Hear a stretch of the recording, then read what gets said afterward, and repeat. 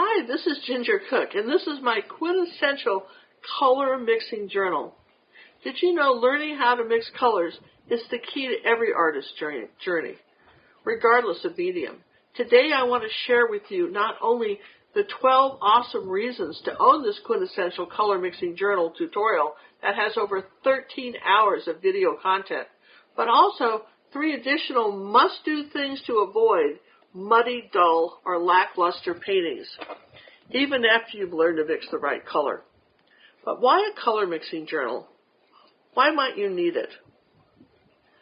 Mixing color for artists is the #1 problem they face when learning to paint. And as a professional artist and teacher for over 50 years, I promise you this is true. And I'm going to show you the 12 paint colors that you need to own in acrylics, plus titanium white, to mix nearly every color. Not only will you save hundreds of dollars, either from buying the wrong or unnecessary tubes of paint, or from throwing out ruined color mixes, or paints, or even paintings because you couldn't get the right color correct and you got frustrated. These videos in the journal and explain why and how simple it is to create your own journal, how to build your own journal and create a color map and color memory in your brain. Because you have to do it yourself. Words don't teach, but action does. This is one of the reasons you absolutely need to take the time to make the journal and keep adding to it. We're going to show you how to use the grayscale correctly and not to overmix colors or end up with a pile of unused paint when you needed just a dab of color on your canvas. When you learn how to use these 12 must-have acrylic colors and white, we're going to also explain which blacks to own. Because basically, blacks, for the most part, kill your colors. They actually make them muddy and awful. But know when is the right time to use black, when you want to use black in a painting, and which colors it's most effective to use with.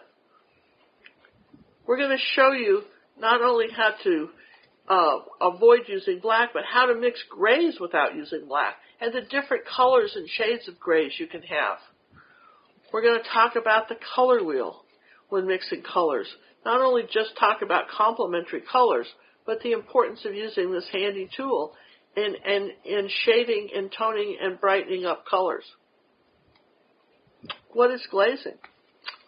Why should you use it? What colors can be glazed? What colors can you glaze over? There's a whole video just on that. Why professional acrylic brands of paint? Why do they save you money?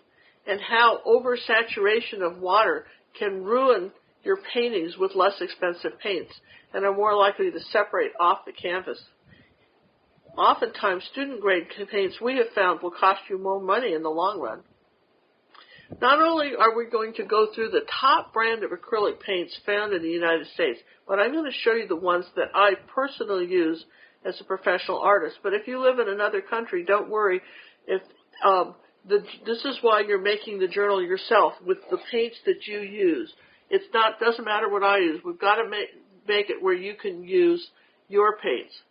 We're going to show you why this is a must-have journal for not only the professional artist, but even the beginning artist can achieve these same results. And now for the 3 must-do things to keep your colors clean and pure. It's still possible to get muddy colors in your paintings, even after mixing the correct colors on a palette. So here are the 3 things to avoid for getting the brightest and best color results on your paintings. Never paint wet complementary color over its complement. For example, red and green are complementary colors, so you would not want to paint red flowers over wet green leaves. So it's very important to dry between layers and use a hairdryer whenever possible. Synthetic paintbrushes is what we use for acrylic paints. Hold a bit of color even after rinsing them in water. So again, it's important to clean your brushes thoroughly when mixing a color and its complementary color back and forth, back to back. For example, if you were painting a light blue ocean and had an orange boat, you would want to remove all traces of the blue from your paintbrush before painting the orange color with the same brush on the canvas. Or, better yet, grab another brush, because it often takes soap to clean strong pigmented acrylic colors like purple, red, or phthalo blue, and totally remove all traces of color. So again, this color mixing journal is a series of videos where you get the journal and make it yourself. And one of the things that we want to emphasize, we can't stress this enough, is that this is a journal that keeps on giving, because as we add more videos to help you mix colors, you will, once you buy the journal, you'll always have access to the newest additions that we make to our journal. And it's constantly expanding. And as you paint, your journal will be expanding, because we're going to show you how you can use this journal in your everyday painting experience to make painting so much fun and easier. So whether you're a professional artist and you want to take the angst out of color mixing or not overbuy colors, or where you're just starting out, this is where you want to start with our Quintessential Color Mixing series of videos on how to create your own color mixing journal and have the happiest time painting ever.